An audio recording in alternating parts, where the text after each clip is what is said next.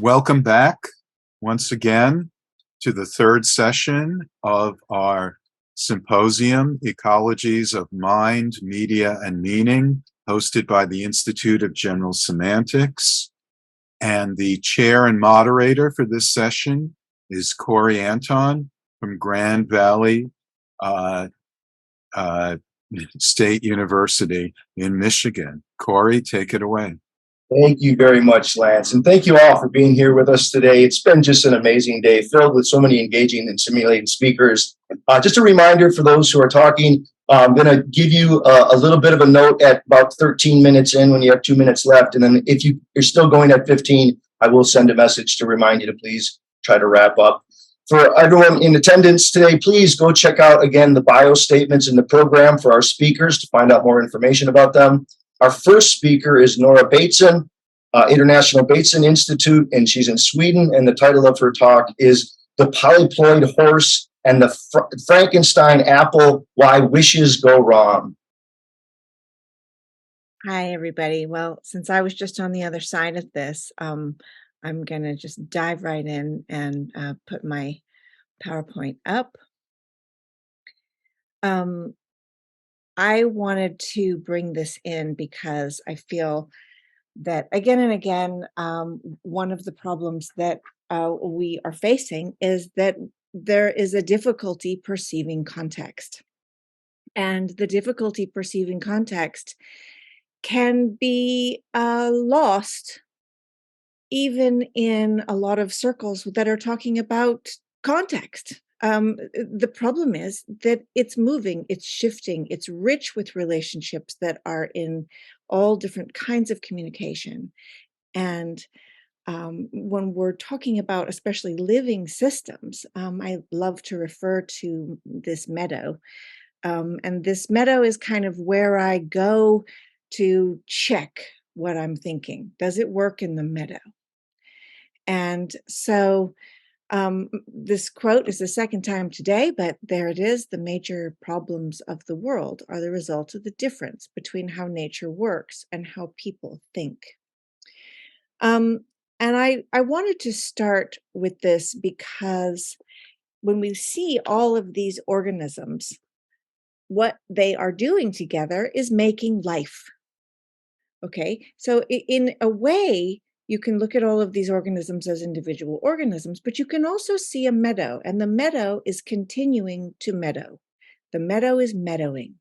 In order for the meadow to continue, all these organisms have to change and change in relationship to each other in multiple directions. The fact that we can actually see the seasons change and watch in my Swedish backyard how absolutely everything is changing right now.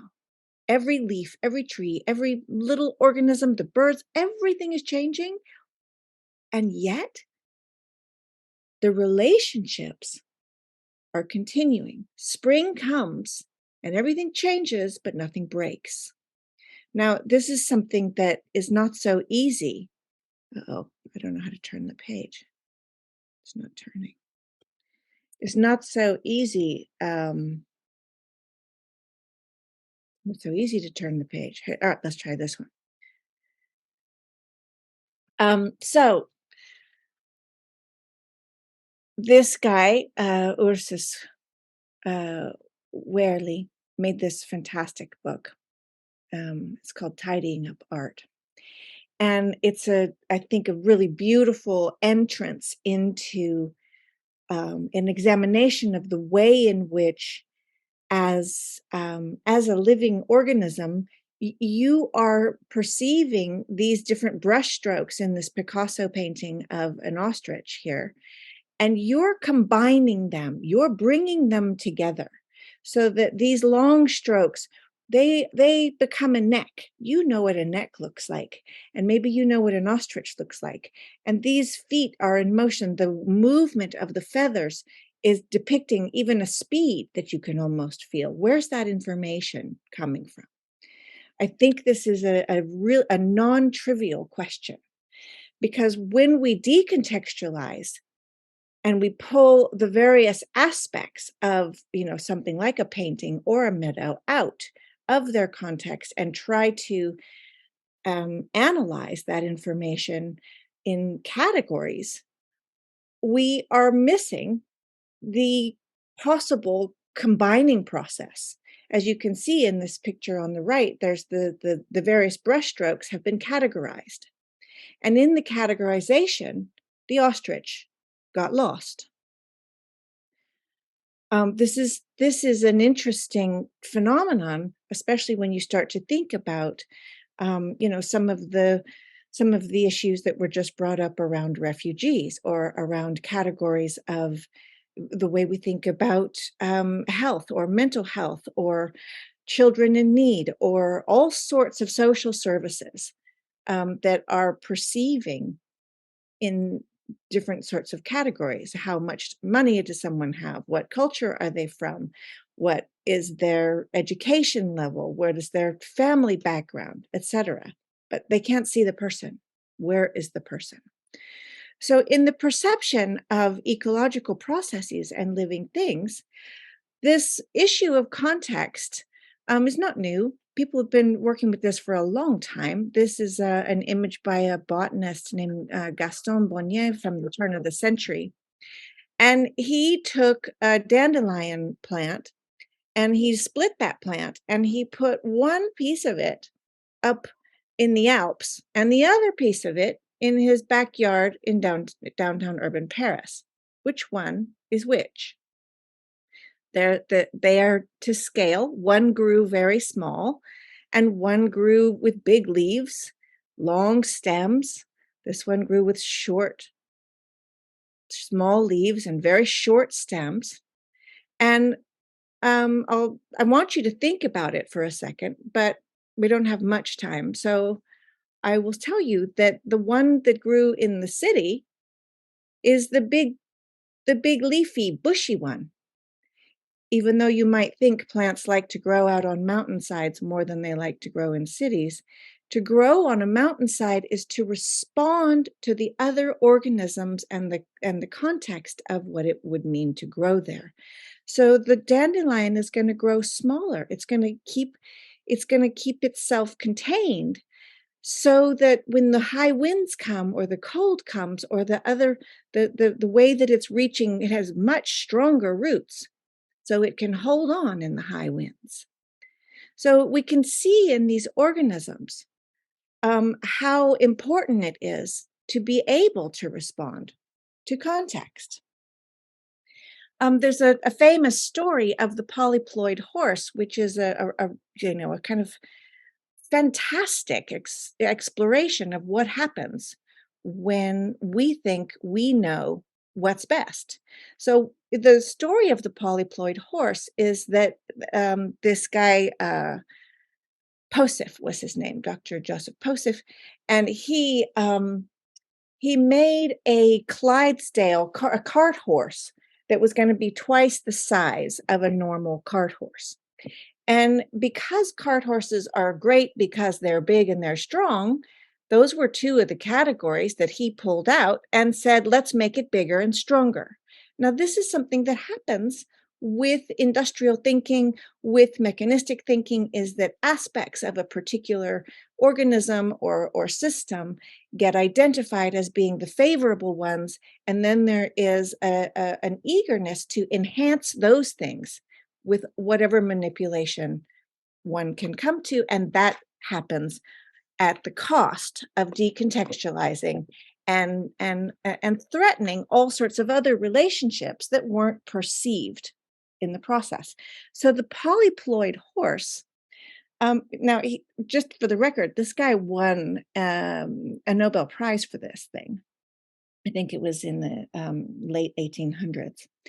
And so because it was 2 times the size of a Clydesdale, it needed 4 times, it produced 4 times the usual number of chromosomes. And it got really hot because its skin fat was twice as fat. And then it couldn't stand because it got too heavy. And its esophagus wouldn't work because it had to eat 8 times as much food, and its esophagus was only 4 times as big. So the poor thing couldn't stand couldn't eat, couldn't do anything. It is a kind of grotesque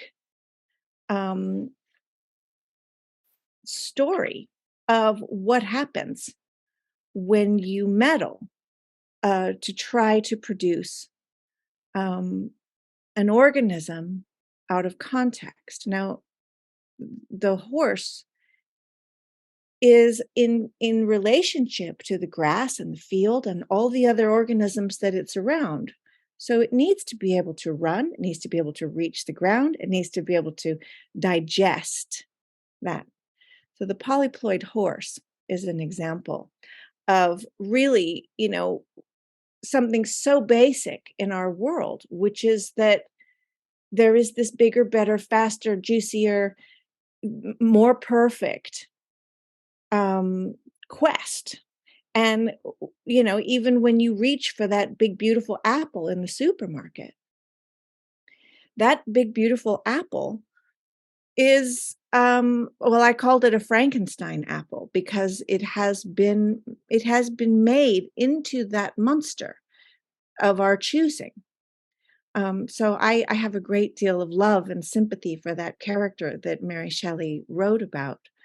And also the horror of what happens when there is that enhancement, where the wild apple is a much smaller apple, and that little apple that you don't choose, that's the one that is actually describing its environment and the context and the relationships that it's in much better. So this way in which there are, somewhere there was a message that said, don't grow any bigger because there's not enough water for the other trees, or there's not, there's whatever the situation is, the contextual information said, stop. Where is that living? I mean, if there wasn't that, our microbiome might grow to be the size of grapefruits, right? Our kids could just keep growing to be 47 feet high.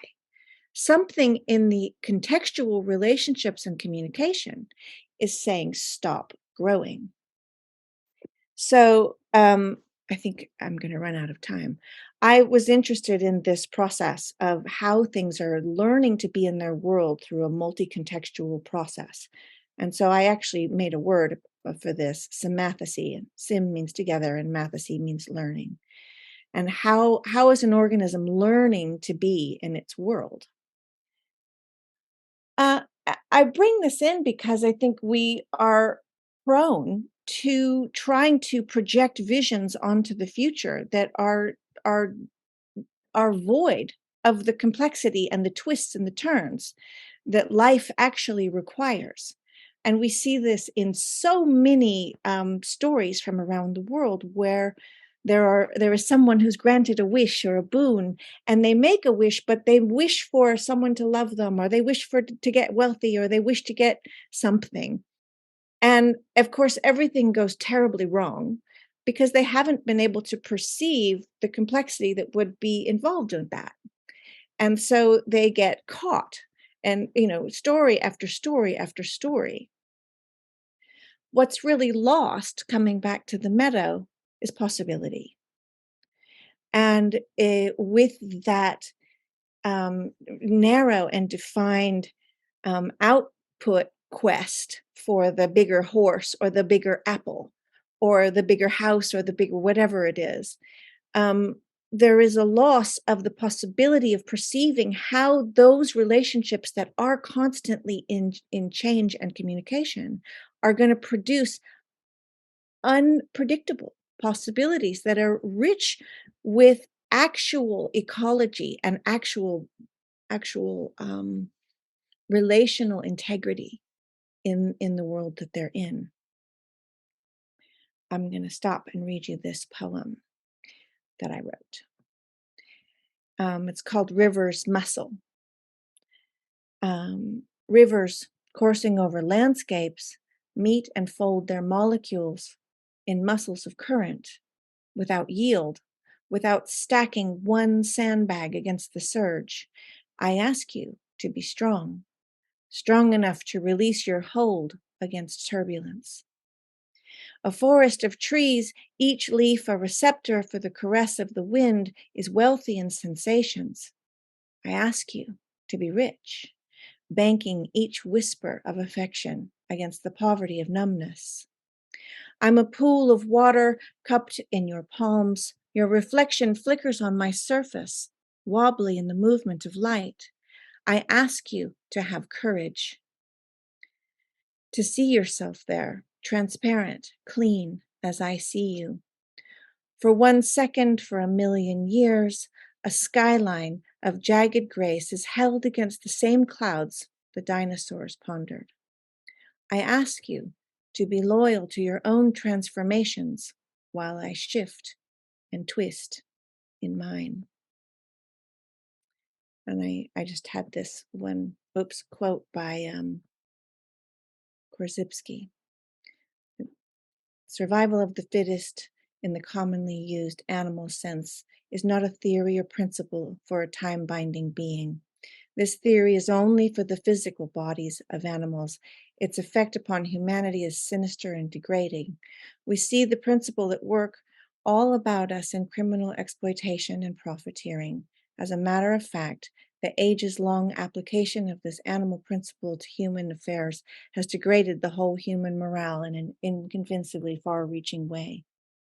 Personal greed and selfishness are brazenly owned as principles of conduct. We shrug our shoulders in acquiescence and proclaim greed and selfishness to be the very core of human nature. Take it all for granted. Let it pass at that. We've gone so far in our degradation that the prophet of capitalistic principles, Adam Smith, in his famous Wealth of Nations, arrives at the laws of wealth, not from phenomena of wealth, nor from statistical statements, but from the phenomena of selfishness, a fact which shows how far-reaching in its dire influence upon all humanity is the theory that human beings are animals. Of course, the effect is disastrous. And what's interesting to me in that is that I think both the animals get misunderstood and the humans get misunderstood. Our relationship together is misunderstood. And I come back to this moment of wishing that we could have something else, and at the same time noticing how dangerous that wish is. Thank you. Thank you very much, Nora. It was really just wonderful. I really appreciate that. Okay, our next speaker here, I don't see it. The person is here. Mauro Ventola? Yes. Okay, Ventola from the Center of Ontological Transformation in Italy. The title of his talk is Being Semantics Time, the foundation of a transformative Ontophenomenology. Take it away. Yes, thank you. Can you hear me well? Okay, thank you. Thank you, Professor Anton, and hello, everyone. I must first really to express my pleasure in being here today to share my contribution with you, placing it in such a significant context. So I would like to thank Professor Strate for inviting me and for the opportunity to present some elements on transformation which I believe can create a fertile connectional bridge with general semantics. I hope that this contribution, in the spirit of this panel, can disclose a real opportunity for a kind of connectional exercise on related territories. And I say this from the consideration that these ideas have also received significant stimuli from Korzybski reflection. I would also like to apologize in advance for my poor English. So the best way to open my presentation before going into the core is to evoke a single line from the poet Rilke, which says, "In this immeasurable darkness, be the power." Taken in this way, this verse implies not only a transformation, be the power, but does so in connection with an epochal task, the crisis situation of our time, the darkness. If there is a philosophical task whose fulfillment is vitally required by our time, it is precisely that, providing openings that are equal to this epochal challenge. So in the most basic reduction, ontophenomenology, the discipline of transformation to which I am referring, is a territory of response to this radical question. It came together after more of 10 years of reflection and philosophical dialogues in Italy, and was formalized 1 year ago with the establishment of a center. The project of this discipline, in the most concrete meaning, consists in this: the intentional creation of a transformational event called to be a clearing for the future. The nature of this expression, to be a clearing for the future, must be understood in a semantic duplicity.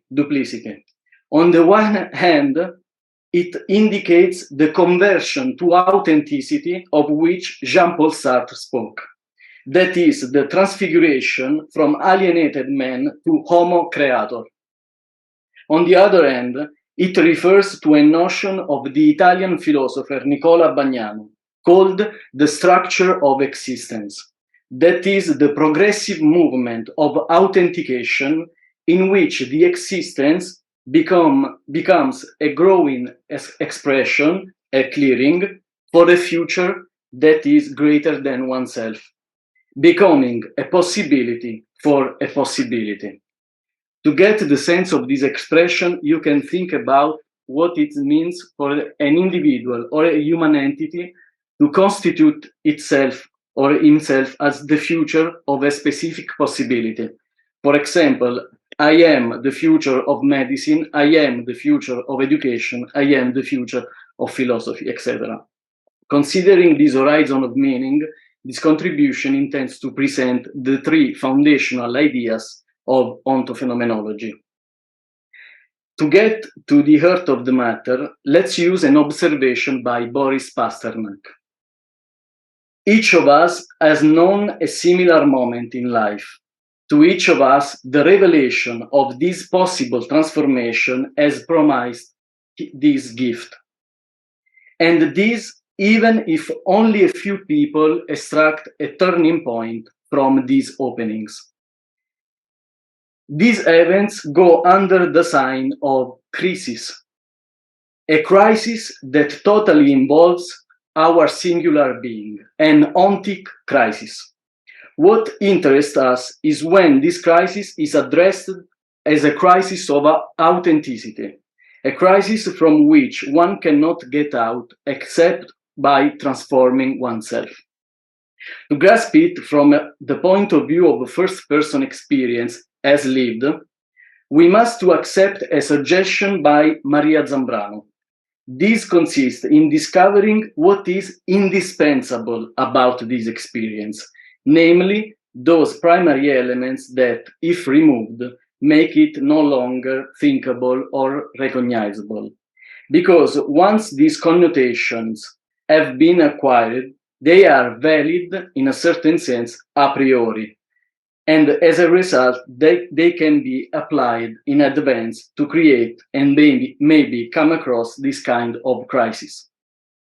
And while many others could be indicated, my understanding is that there are three primary elements that cannot be excluded in the transformative experience called being a clearing for the future.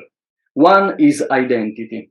This movement implies a certain freedom from the grip of the current way of being, a freedom from the typical way of being, the prevailing persona, of which the individual was hostage. The second one is about life and living. The second characteristic concerns the alteration of what life and living are or fundamentally are about. This variation is possible because we never encounter life and living in itself, but always and only in the possibility in which they show themselves. The third element is time. The third element refers to a chronodetic variation that is an alteration of the future in which the individual is already living. In order to be a future, in fact, an interference of its time binding is required, which results in a shift in the trajectory of existential destiny. Wittgenstein wrote in the Tractatus, "The world is everything that happens." Paraphrasing it, we could say that the human world is everything human that happens. And so, if this transformative experience is one of the happenings of the human world, this lived experience is as investigable as any other. At the same time, one of the fundamental issues for a discipline that intends to move this experience from being an accidental occurrence to an intentional event is the achievement of more linguistic distinctions. In fact, the knowledge in the human science predominantly uses linguistic tools to make it possible to unveil what was previously obscure. And so, to make this transition from the transformative experience to a transformational, purposely intended event, we must to convert these three elements into the specialized linguistic expressions, such expressions that open up to us an accessible knowledge, noesis, and its active experience in life, praxis. So these three ontological access points are: one, non-identity. The first critical element in creating a transformational event is the experience that who you have known yourself to be is not who you are. In all transformative experiences, beyond the specific content, each individual has questioned who they were. This questioning presupposes the passage from the territory of non-identity. By non-identity, we mean the direct consequence of the acquisition of a more acute semantic and methodological awareness. Classically, it corresponds with the rejection of essentialism. In particular, on the level of the individual, it is expressed in the rejection of the stable definition of oneself or in a rigid identity. From an ontological existential point of view, it implies the discovery of the difference between the fundamental nature of being for human being, that is, being an opening in which the whole state of the world shows up, and that oneself as what emerge in that openness. As Korzybski had seen, the rejection of a fixed substantial identity becomes a factor in the enlargement prevention of human suffering and, in our case, a transformational factor. A second access point is non-innocence. As we have seen, this transformative experience involves a point of deep self-reflection, where individuals have questioned what matters for them. But this requires and includes a willingness to examine one's values, rules and agreements, assumptions, beliefs and opinions, and more generally, to question what we have taken for granted about life and living. Being able to do this means that something that was previously absolute or innocent is now encountered as non-innocent. By epistemological innocence, we mean the distortion of any object in order to assert its absoluteness, rightness, and therefore lack of guilt. But whatever is innocently hosted, we are stuck with it. And on the other hand, existential innocence is the mental habit of the one who always wants to be with all the cards in order, who is always right, who doesn't harm to anyone, who is not to blame for anything. As is evident, from an ontological existential point of view, this claim has a profound connection with all those existential structures that Jean-Paul Sartre describes as forms of bad faith. In both cases, Non-innocence indicates the rejection of the innocence, the ironic unmasking of forms of bad faith, the refutation of the categories of purity and guilt, like absolute, and in the end is a position of responsibility without guilt. The third access point is chronodetic interference.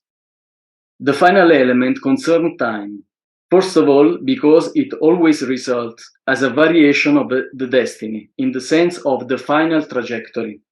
But above all, on the level of the first-person experience, the individual must necessarily go through a change with his time binding. These inevitably involve a kind of confrontation and questioning of the future in which he is already living. As is known, Korzybski distinguished time binding as the essence of the human class of life, mainly meaning the mechanism of cultural transmission from generation to generation, etc. Ontophenomenology, also including these intuitions and, in a certain sense, building on them, understands being time-bound in a very specific sense in that context. From an ontological existential point of view, the nature of this bound is that the clearing, the opening, the configuration, the potential for enlightenment of the clearing is always informed by the future in which one is living. And while a chronodetic shift always occurs in accidental transformative experience, in order to have an intentional transformational event, we need to unravel how to create a chronodetic shift. The entry point for that lies in what Heidegger called anticipation, and in that context, I can say anticipation of the future as semantic awareness. In a sense, being, semantics, and time constitute the three basic elements for the foundation of a transformational ontophenomenology. Explicated as access point, access in phenomenological terms, they disclose a kind of territory that involves certain transformational activities which open up the possibility for creating, for oneself and for others, transformational events. So, assuming the task of a transformational research and practice in relation to one of the main challenges of our time, the spirit of the time in philosophy, the transformative constitution, the transformative epistemological territory of this discipline is telic, from the word Greek telos, purpose. And from this perspective, the Rilke question finds its answer in a fragment of Nietzsche. In his lesson that the promise of being human is to create a world in which to be able to say, I walk among men as among fragments of the future. Thank you. Thank you very much for that. Yeah, very, very stimulating. So much to think about there. I really appreciate it. So our next speaker, Eleni Chatzi, is that right? Am I pronouncing that correctly? Eleni Chatzi? Is that right? Yeah. Okay. Almost. How do you say your name? It's Chatzi. Chatzi, thank you. It's a bit difficult, but it's okay. She's an independent scholar from Greece, and the title of her talk is Literary Character in the Bardo. Hello, everybody. I'm very happy to be with you in this online symposium and to participate in such interesting discussions. I would like to warmly thank the IGS Institute for this opportunity. I'm a Greek writer with a background in classical studies and linguistics, and IGS discussions are for me a source of inspiration that gives me new ideas and reflections. My presentation is entitled Literary Character in the Bardo. In Buddhism, Bardo is a state of existence between death and rebirth. My presentation deals with the study of literary character in three contemporary novels.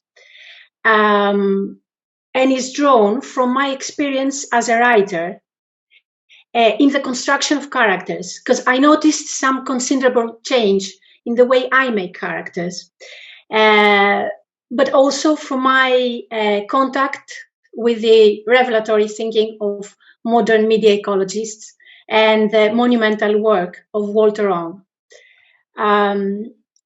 Walter Ong, in his book Orality and Literacy, anticipated the coming of the age of secondary orality through the use of electronic technology, radio, television, and telephone, introducing the idea of a new orality that has striking resemblances to the old primary orality, but is based permanently on the use of writing and print. The so-called global village of Marshall McLuhan was the image often used to epitomize the secondary orality world. Today, 40 years later, the evolution of computer-mediated communication, online interaction, and social media storytelling seems to confirm the assertion. Secondary orality is well underway, complicating further the relation between individuals and storytelling. It is participatory, interactive, communal, tribal, and focused on the present as the old orality, but it is also disembodied, simulating face-to-face communication, and involves an immense number of hyperreal individuals. In this context, or narrative environment, as media ecologists call it, what is the fate of literary character? The media ecologist Strate suggests that storytelling lies in the continued shift away from narrative as text, dealing with characters and plot, and towards the fuller development of narrative as environment. But if this actually happens, how is it manifested in the contemporary novels? Characters in the novel have always been of great importance for the writer who creates them and for the reader who empathizes with them. I believe that all novels begin with an old lady in the corner opposite. I believe that all novels, that is to say, deal with character, and that is to express character, not to preach doctrines, sing songs, or celebrate the glories of the British Empire, that the form of the novel, so clumsy, verbose, and undramatic, so rich, elastic, and alive, has been evolved. To express character, I have said, Virginia Woolf wrote in her essay Mr. Bennet and Miss Brown in 1924. Almost 100 years later, in her interview in New Yorker, Rachel Cusk put human experience in the middle of a cosmic ocean where characters do not exist. They are melting, dissolving into non-existence. I'm not interested in character because I don't think character exists anymore. There is a homogeneity afoot that I think everyone would accept in terms of our own environment and how we live and how we communicate. And those things seem to be eroding the old idea of character.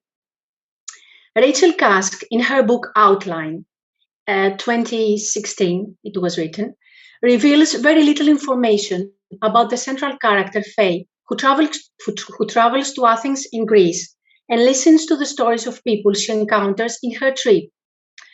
Faye is an obvious projection of Cusk herself, an English writer, divorced, mother of 2 kids. She is a more or less passive listener with very little engagement in the dialogues. It is worth saying that the stories we read seem like actual recorded recounts of personal tales without much editing from the writer. Trivial personal stories, tedious information, and some unexpectedly poetic and interesting moments mimic real-life storytelling. Cusk herself places her narratives in the communal oral basis of epic poetry and psychotherapy. The result is the elimination of character as we know it. There is no study on human psychology, conscience, social status, or biology. Although characters have their own names and attitudes and private lives, seem more like abstract frames, depersonalized human beings absorbed and determined almost exclusively by their environment and by their need to talk and be heard, to exist through some kind of lonesome communication. They seem not to care much if they are heard or not, as long as they can speak, as so often happens in social media posting. People talk, but there's no response, as if they stray through the woods at random, just talking to nobody. In the novel Milkman, Booker Prize 2018, Anna Burns portrays a dystopian world dominated by fear, suspicion, hatred, and death, echoing Northern Ireland during the Troubles in the 70s. The place is not named, the time is not determined, characters don't have real names. Instead, there is middle sister, eldest sister, longest friend, somebody McSomebody, maybe boyfriend, mostly suggesting relationships within the community. We also find Hollywood stars like Marilyn Monroe or Kim Novak, historical figures like Oliver Cromwell and Emil Davison. The place is separated in two hostile territories, the place over the road and the place over the water. Tribalism, fanatism, intolerance, distrust, and absurd violence reign over this melancholic world where the sky has only one color. Characters, including the narrator, an 18-year-old girl, are roughly sketched, resembling stereotypic characters of oral poetry. They are not real or complex, but nearly symbolic depictions, personification of emotion and ideas of the whole community. Milkman of danger, fear, and suppression. Maybe boyfriend of tenderness and trust. Somebody McSomebody of brutality. International couple of hope. The narrator herself of escapism. They are the voices of the community that we hear through years of personal and communal suffering, personal and communal history, to be overladen with heaviness and grief and fear and anger. Repetitive clauses and words, additive and aggregative writing style, character names that sound like formulaic epithets, redundant style that some critics have rejected as not needed, are creating a rhythm and a collective sense resembling the epic poetry of Homer and Beowulf and the religious text of the Old Testament. Even the protagonist's distinctive habit of reading very long 19th century novels while walking in public seems as real as the tower-like shield of Ajax in the Iliad.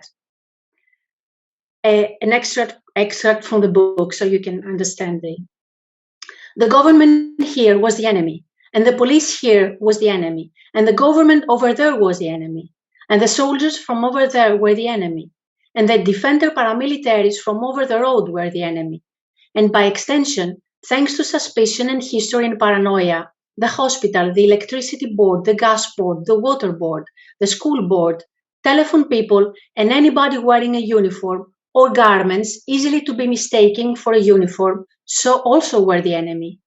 And where we were viewed in our own turn by our enemies as the enemy in those dark days, which were the extreme of days. Although characters are not people in the sense that Hemingway perceives character, like living people, they are very much alive and they portray in their own way the existential agony of our times. I made a bunch of ghosts. They were sort of cynical. They were stuck in this realm called the Bardo, from the Tibetan notion of a sort of transitional purgatory between rebirths. Stuck because they'd been unhappy or unsatisfied in life. The greatest part of their penance is that they feel utterly inessential, incapable of influencing the living, wrote George Saunders in The Guardian about his 166 characters in his novel Lincoln in the Bardo, Booker Prize 2017.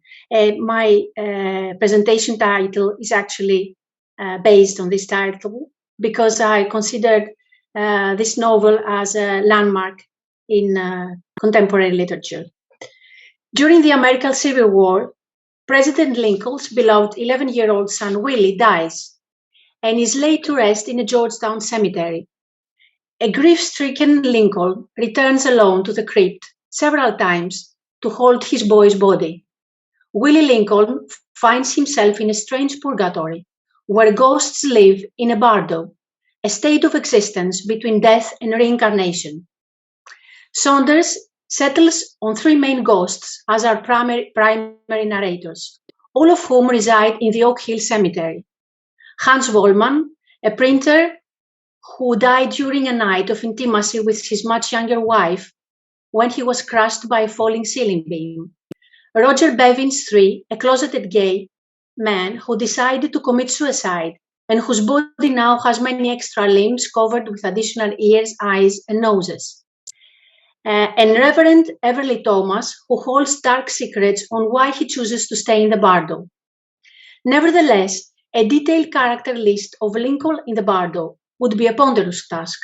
So large a number of characters actually undermines the notion of character itself and creates, as Saunders said, a bunch of ghosts whose identities have little importance unless they take part in the supernatural community, the strange purgatory where they mingle, gripe, quarrel, and repent.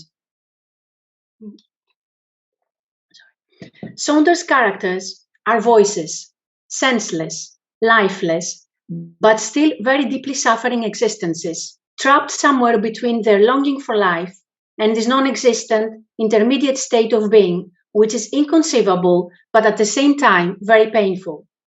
These voices, bodiless, immaterial entities, are expressed through successive monologues, presented in the form of dialogues, resembling the hyper-real individuals in our earthly social media communication. Disembodied and disincarnated as we are in the social media world, expressing with fragmented and sometimes inconsistent text messaging and self-indulging pictures our feelings and thoughts.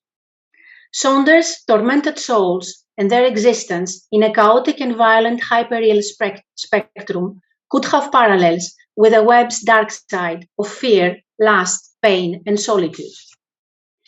In all three novels, plotline is almost non-existent, and character seems to have changed from old, real, internalized, fractured, or deconstructed character towards a new hybrid character with more communal, aggregative, abstract, and symbolic features that possibly reflect the new online environment that the literary critic Elena Lamberti views as retrieving a certain idea of medieval culture, allowed for a style of communal life very different from the mass community which appeared with print.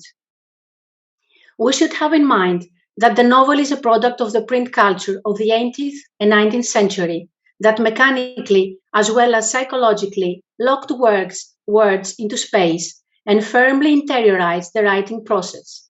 Writers were isolated in their own world, readers too, words forever left out of their natural context, speech. According to Wong, the novel is clearly a print genre, deeply interior, deheroicized, and tending strongly to irony, writing and reading solitary occupations. In the age of participatory computer-mediated communication, print culture appears to be in decline, and most people complain of being distracted when reading a book, as the deep reading that used to come naturally has become a struggle.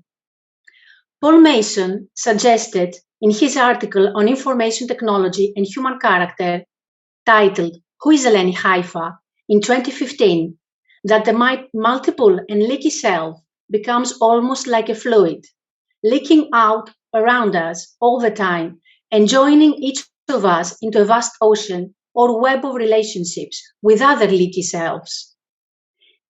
Is character mutating into a new species, an amalgam of the oceanic, stereotyped, homogeneous, primitive, and always alive oral self and the present online consciousness?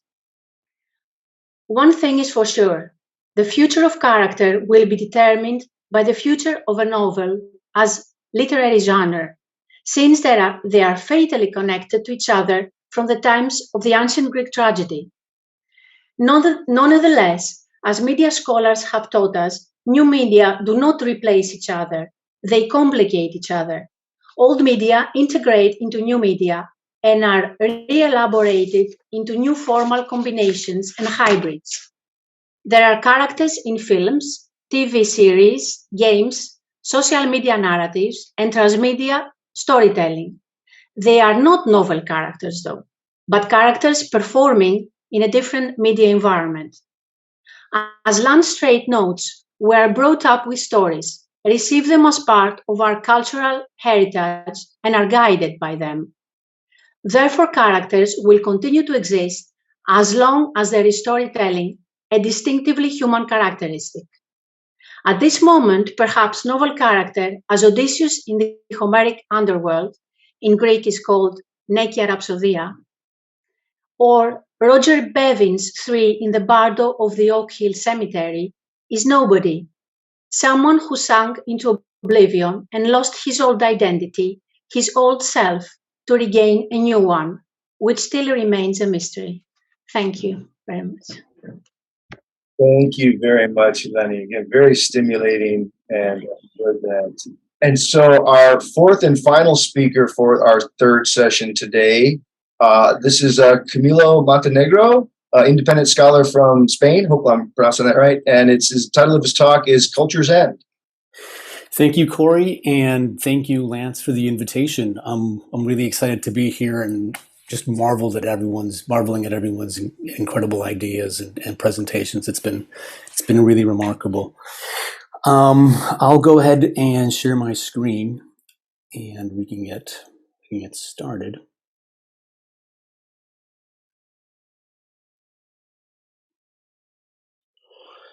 So, what I'd like to share with you today is just a little bit of my anxiety and my concerns regarding artificial intelligence and how that might play out with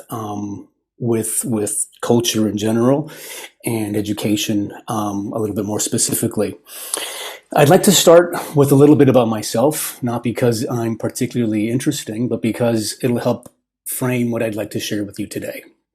As a teacher, I'm quite used to having technology sold to me in terms of how much more efficient it will make me or how much more engaging it'll make my lesson plans and learning activities.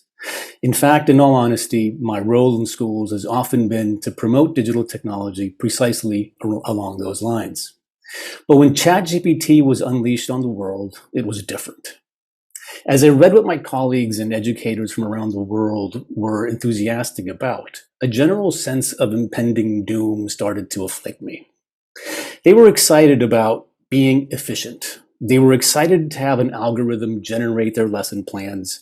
They were excited about having an algorithm create their assessments, grade those assessments, and give students feedback regarding those assessments. And then it got worse. The media started to publish stories that focused on essay writing, especially as a form of assessment or as a part of higher education admissions procedures. These media stories centered on how successful ChatGPT was in generating essays that could fool admissions personnel or receive high marks from professors who were unaware of their origin. Assessments need to change, they all said. Essays are obsolete. One such story's headline claimed that ChatGPT will force school exams out of the dark ages. They put forth the question, seemingly in all seriousness, of why schools should bother teaching children to write if a chatbot can do it more efficiently. And there we had it. Suddenly, writing is a problem that needs a solution. In a matter of weeks, OpenAI, the company that develops ChatGPT, and an overwhelmingly hyped up media apparatus had managed to reframe writing not as a solution, but as a problem, a burden even. I'm reminded of a lecture Neil Postman gave based on his book Technopoly, in which he ridiculed the idea that wiring public schools to the internet, this was back in 1997, would solve any of the problems schools faced that improving pay or hiring new teachers wouldn't solve. He argued that claiming that what schools needed was access to more information ignored the fact that schools already had abundant information resources in the form of well-stocked libraries and access to all sorts of periodicals and media. In other words, for Postman, claiming that wiring schools to the internet would solve the information scarcity that schools faced was a false claim in every sense. Similarly now, writing is being framed as a problem in the very place where it should be respected as one of the most important tools humans have at their disposal, schools. I'd like to quote Lance Strate on this to help make the point. In a section of Amazing Ourselves to Death, in which he is referring to Nicholas Carr's concerns regarding electronic text, Strate says the following: "Much has been written about the end of the Gutenberg era, and what is lost with it is the extent to which individuals relied upon reading and writing to work and play, and the depth of reading and writing involved. In addition to the deep reading that Carr refers to, which is reading that involves sustained focus and attention over an extended period of time for written works of extended length, we could also speak of deep writing. Consider the difference between reading a text that was dictated and written down, unedited, and a text that was produced through a long period of research, drafting, revising, editing, etc.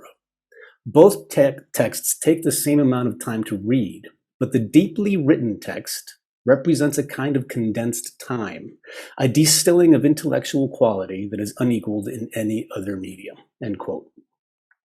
But now, according to the marketing efforts of OpenAI, through so-called journalists and according to my fellow educators, the process itself for deep writing is singled out as inefficient, with the process of research, drafting, revising, editing seen as a problem that needs to be fixed.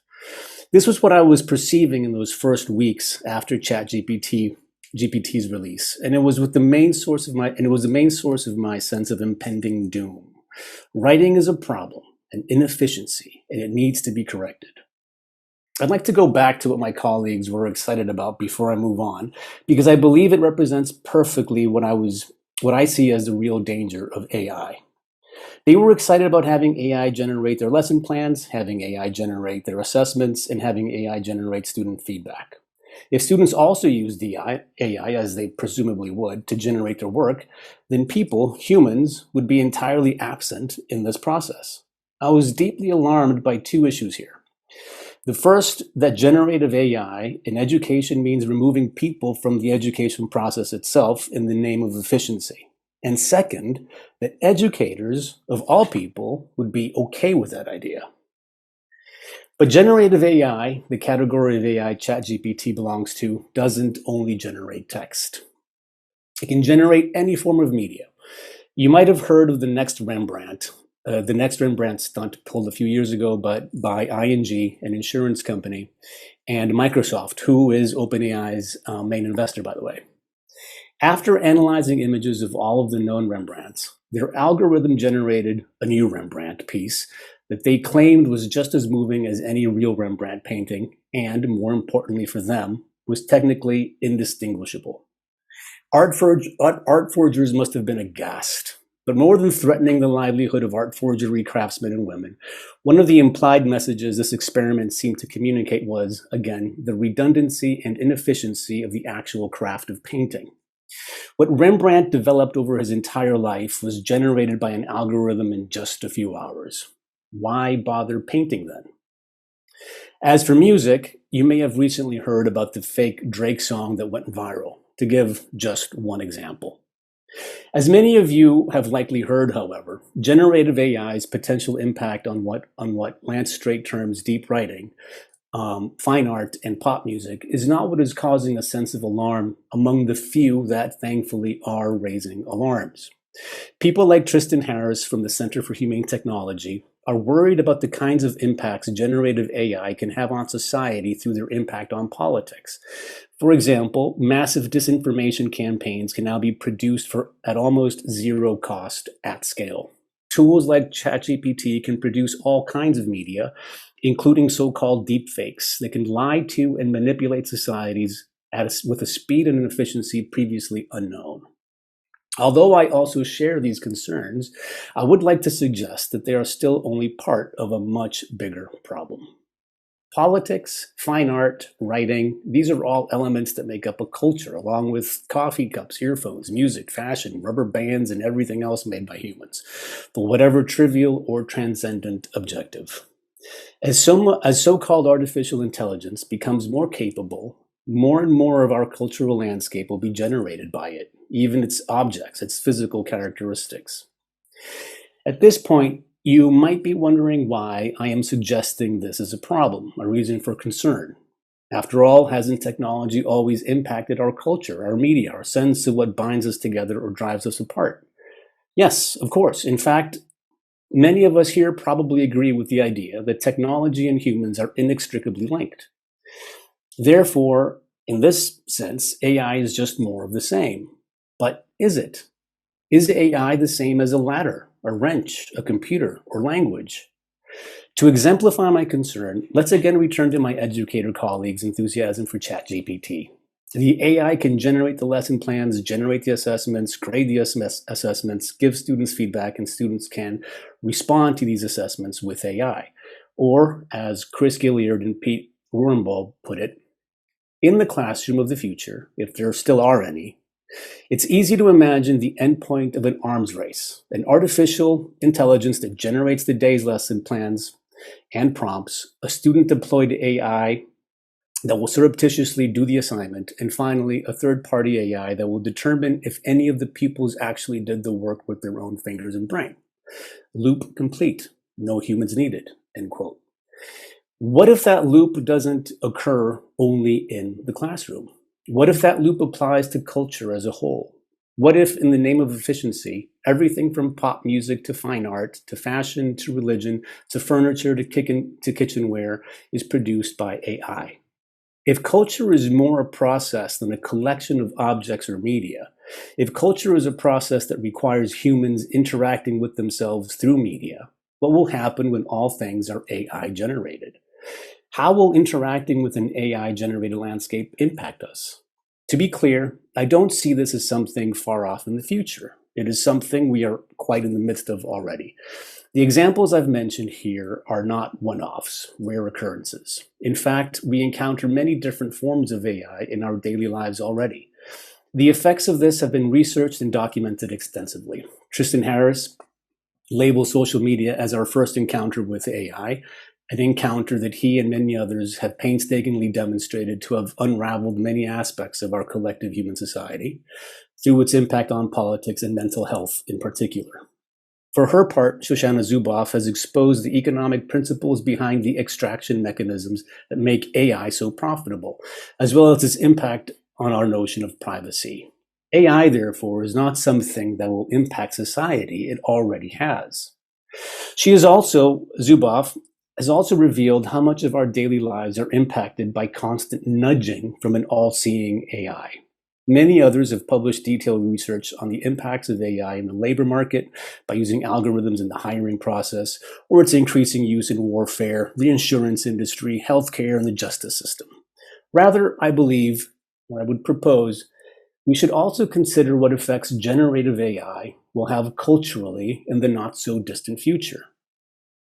In short, to conclude with a question, if music, art, fashion, furniture, and public discourse, and science, research, etc., are produced by AI, and if AI is used to mediate AI, if then we interact with those AIs and use AIs to respond, can this AI loop still be considered culture, even if humans are almost entirely excluded from the process? A second question that I'd like to conclude with is, if the medium is AI, what then is the message? Thank you. Okay, wow, just very, very engaging. And so, Lance, can you correct me here? Do we have 10 minutes? What do we have, 12 minutes? Yeah. Okay, so who would like to open up this discussion for us?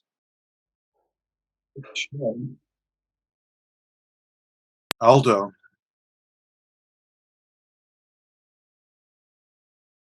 You got to unmute.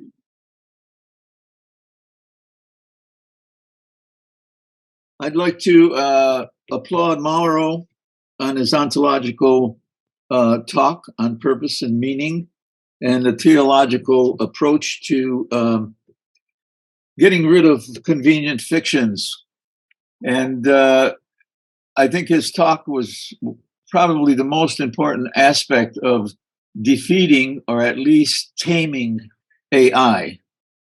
And I think the possibility of attaching what he had to say to the next speaker we may be in some form of Bardo right now, moving from the darkness that he spoke of as being the present, and how we will eventually create a future for human beings. We need to protect our human capacities. And that's an ontological message that I appreciate very much. And I haven't heard anything on that caliber recently. I have been reading it, but I haven't heard anybody express it to the degree that Mauro has, and that's the applause. Thank you. I keep hearing about controlling AI, but for me, that's not the problem. It's controlling the people who control AI. Can I follow that up? But I want to ask Camilo a question. I mean, how about somebody says they're going to give a techno-optimist position, and they say, you're right in the short term. In the short term, it's existential crisis, what happens to the person. But somebody says, you push it a little bit further, and when everything can be done at the push of a button, at that point, there's nothing left to do but cultivate oneself. Every person's going to be like, well, I guess I'm going to have to learn to play a musical instrument. I guess I'm going to have to learn to be, to learn to paint, to sculpt, to dance, to get in shape. Like, it's never going to be able to do those things of self-growth. And so that's like the last horizon of meaning for people, or no? I think that's definitely what they say. And I think as we were mentioning a little bit earlier, I think that's what they genuinely believe. I think they genuinely do believe that these technologies will bring forth a utopia, just like you said. They're techno-utopists for sure. Somebody, Charles, is that right? You got to unmute. Hello, thank you. This is great. I'm just so glad to be here. I did have a question going back to Nora. Hi, Nora. Sort of along the wishing lines, and I think one of your last slides was the meadow. Going back to the meadow and something about possibility.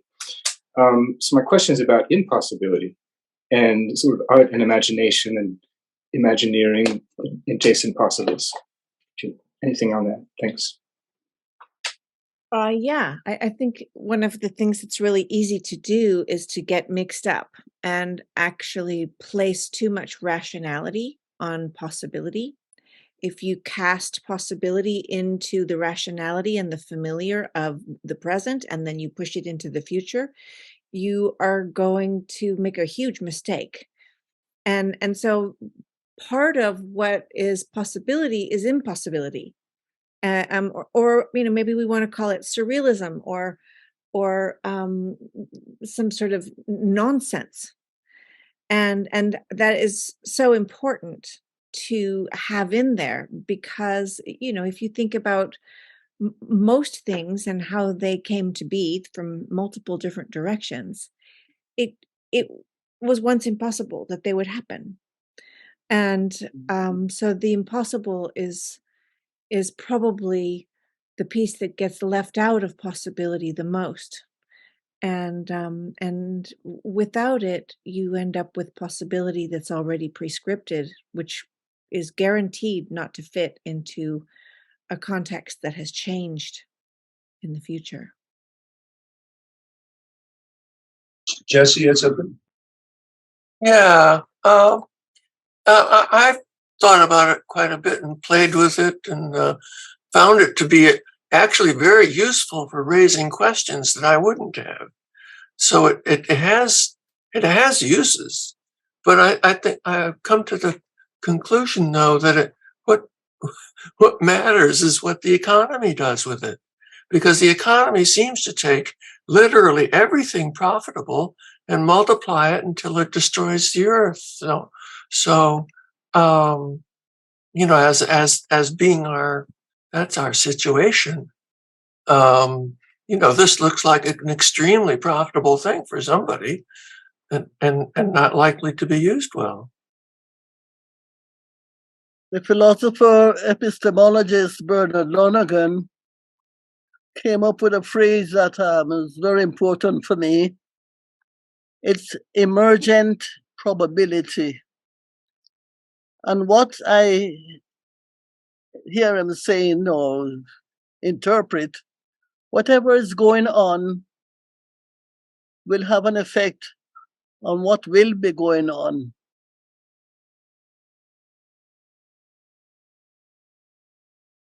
Yeah, I think that's very helpful. I think, all the stuff that I've seen, I've been trying to follow this as best I can.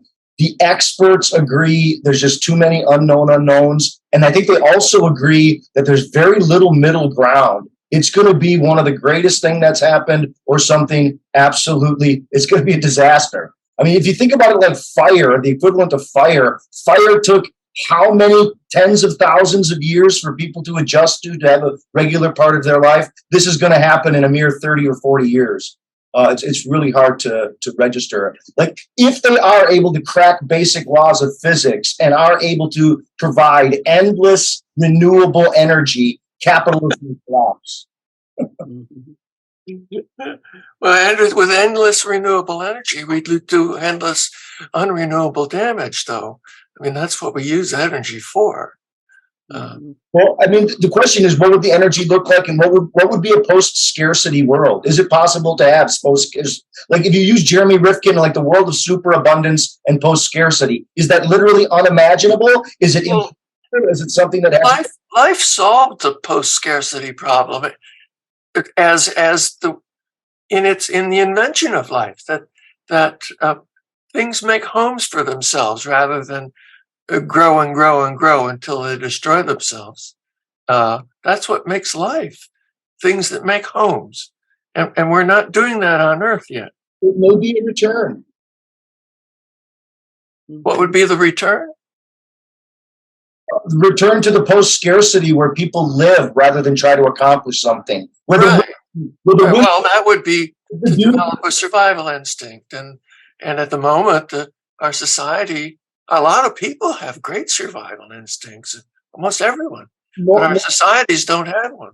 I mean, Nora, can you say something about, what is the resolve for the paradox of wishing to not wish, but still having some end in view? I think it's humility and a general care and tending to life. This notion that a meadow keeps meadowing means that I need to pay attention, not just to the fact that I want my kids to do their homework or do the dishes, but that I also want them to be in a world in which they have a sense of dignity and wherewithal. And in the process of teaching them to do their homework and do their dishes, I don't want to squash their own ecology of motivations and perception of relationships in the room. If I have a chore wheel that says you got to do the dishes on Wednesday, I'm teaching them to do dishes, but I'm not teaching them to pay attention to the relationships in the room. And so there's that's a completely different approach to be able to say, okay, we have to, look around. This person's doing something and that person's having a hard day, and you did the dishes last night, but maybe you do them again because that's what's in the ecology of relationships here. And then you get out of this idea of coming up with some kind of model that you're going to make work, which I think is inherently trouble. Yeah, I'd like to ask Eleni, because Walter Ong points to literature and character in literature as a kind of guide. In fact, he taught at St. Louis University's medical school in their psychiatry department, based on literature. So what can this sort of literature now influenced by secondary orality, and what does it teach us or tell us about being human and in this kind of environment, how we relate to both the AI environment, but also the natural environment that we've done so much damage to. So I was just wondering if you could speak to that idea of character in literature and what it may point to for us going forward. I think this presentation and the thoughts came to me from my basically my personal experience in writing, which has changed. And as I said when I was started my presentation, with your work and Walter Ong's work, and then I was introduced to the ideas of media ecology, which I was not at all. I had no idea, to be honest. I just read an article in New York Times where I read something very interesting because I was puzzled how secondary, I didn't know secondary reality, but I felt something was going on with the oral, the orality and the literacy. But I didn't know exactly what was happening. So I read this New York Times article, and then I found your work, and then that led me to Ong, and then that led me to Ms. Lamberti, etc. So my personal experience was that the characters I used to make, because I wrote 3 novels, which were quite large form, long novels. It was more of a realistic character, and with some aspects of stream of consciousness in them. But then the last year, 3-4 years, I wrote 2 plays, and I noticed a sort of change in my feeling about characters. They were more symbols, and they were more abstract, and they were different. So that's why I was troubled, and I continue now writing some short stories, and the characters again are more of that kind. I mean, like more of symbols. In your question, how to deal with the ecology or all the problems that surround us, I think every writer has his own way to approach these big questions in life, which are, I think, they are existential questions and social questions mingled together. So I think the point is, if you are really interested in human nature, and if you have some inner thoughts on human life and on human nature, then everything comes together. I mean, all the questions you've asked me about. I mean, and they exist in your work sometimes without knowing it.